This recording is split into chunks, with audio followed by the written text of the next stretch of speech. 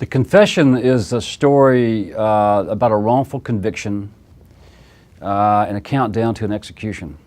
And in chapter 1, you know who the real killer is. The book started years ago when I wrote The Innocent Man 4 years ago.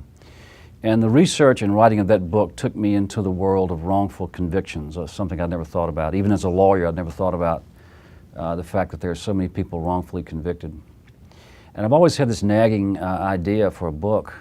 Every time you see one of these high-profile DNA exonerations or a story about some guy who served 15, 20, 25 years for somebody else's crime, I often ask myself, where's the real killer and what's he doing? You know, where's the real criminal here? You have an innocent man in prison. What happens to the real guy during the trial, during the arrest, during the sentencing, during the countdown to the execution? What's the real killer doing? I've actually sat with inmates in prison before, men who've served 20 years, and thought, you know, they're serving somebody else's time. Where's the real killer? Where's the real rapist? Is he watching?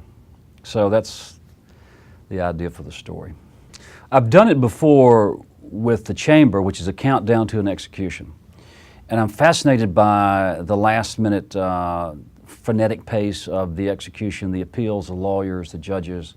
It's not unusual to have appeals going in 2 or 3 different courts the day of the execution, and lawyers running crazy. And so that's really good stuff to write about. It's a lot of fun. It's a lot of fun as an author. The actual mechanics of death. Every state's different. And I've been to death row in several states. The rules are fascinating. This story takes place in Texas. And Texas, like Oklahoma, the condemned man's last few hours, he can meet with his mother and his family, but he can't touch. It's all through plexiglass, bulletproof. So they talk on telephones, and they put their hands up and try to touch, you know, for the final time.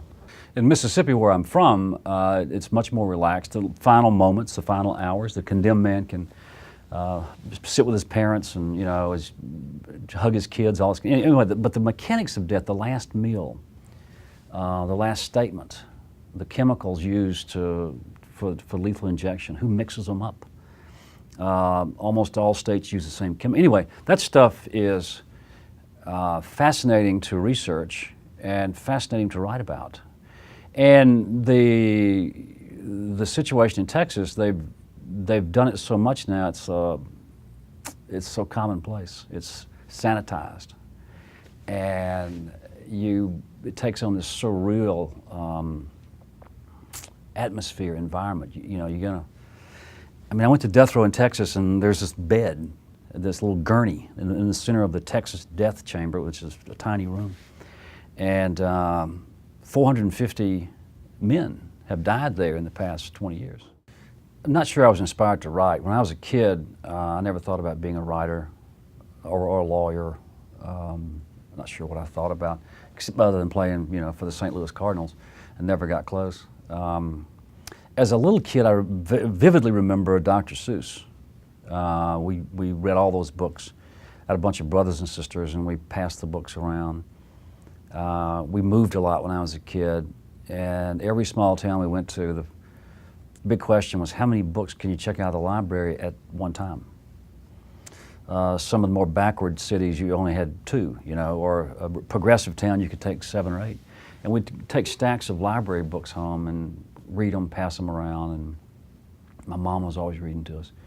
When I was about 11 or 12, I discovered Tom Sawyer and Huckleberry Finn and Mark Twain. And I probably read more Mark Twain last year than any other writer. It's a, you know, lifetime love affair with Mark Twain. I was inspired by Tom Sawyer and Huck Finn to get in a lot of trouble. You know, nothing serious, but mischievous conduct by, you know, the boys in the neighborhood. Hardy Boys, a lot of sports books when I was a kid. I was, you know, a big sports fan. So always been a pretty serious reader until I got to law school. And law school killed any pleasure for reading because you there's no time. And got out of the habit of reading, you know, in the early days of being a lawyer. And then almost by a stroke of luck, decided to start writing one day. After I had written probably a dozen legal thrillers, I began asking myself, you know, can I do something else? I think it's kind of natural. Once you write a number of books of a certain type, you want to explore, you get kind of restless. And I started that about 10 years ago, I guess with A Painted House was a childhood memoir with no lawyers in it. So that was very different. Then with Skipping Christmas, it was a chance to just be as funny as I could. Tried to anyway.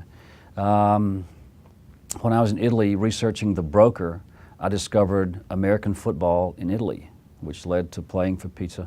So I mean, I stumbled across these books. The idea for a kid's book hit about a year ago, a 13-year-old lawyer, and I've started that series now. Another football, but I mean, they come out of nowhere. The ideas come from all over the place, but I'm never going to get away from the legal thriller. What I've learned and what we've seen with these, we call them small books, the little small books I throw in occasionally, they do very well, but they don't sell like the legal thrillers. The legal thrillers have a very faithful following. Love them. I love those people. And they want the legal thriller. I've never toured because I did it one time, and that's why I don't do it anymore. I don't have public signings anymore, and so I don't have a lot of contact with the fans. Well, you know, when I bump into them, they're always nice. They always have an opinion about their favorite book. 9 times out of 10, it's A Time to Kill, first book. Still hear that 20 years later. And I'm always intrigued by people. People say, I've read every book you've written. And I'll say, come on, 23? And they'll start rattling them off. And I'll tell you some fans I'm meeting now that I love these guys. Because of The Innocent Man and The Confession, these books about innocence and wrongful conviction, I'm really active with innocence projects around the country. And there are several of them. And so I go to these innocence projects to do dinners and fundraisers. And they always have some of the exonerees there. Anywhere you go in the country, they're going to pull in their exonerees. And these are guys who served 20 years, completely innocent. A lot of them were troubled young men when they went in and read very little. But in prison, they became these avid readers. And they've read every book. And they tell me how much the books meant to them in prison, especially with the legal, you know, background and angles and all that. And there are times when I've gotten choked up, and they've gotten choked up. These guys, some on death row, you know, and those are the fans I can't get enough of these days. With The Confession, you got to be careful. You can't preach much. You can't spend much time on the soapbox because your readers may not agree with your politics. You can't deliver messages all the time. Some of the books I write, I'll pick an issue and weave a novel around it and try to convey knowledge or a message to the reader. Some books are just pure entertainment, you know, with nothing socially redeemable, I guess. The Confession is all about wrongful convictions and the possibility of a wrongful execution. We don't know yet by clear DNA proof if we've killed the wrong guy. It's going to happen, okay? It's inevitable.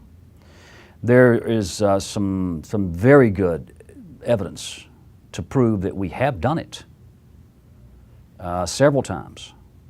But we don't have the clear DNA, ironclad proof that we've killed the wrong guy. And when it happens, that's the story. How are we going to react? What are we as a society, as a culture, as a people, what are we finally going to do when we know we got carried away, went too fast, got too efficient at it? And I don't know how we're going to react. I don't know if it's going to make a difference. I'm afraid we become so accustomed to the killing and hardened by the killing and calloused by it. I don't know if we're going to really slow down. And that's what the book explores. And I'm not sure there's a satisfactory conclusion to the story. I'll wrap it up. I'll put the end at some point, but I don't know where that point is. And there'll be a lot of unanswered questions when the book is finished.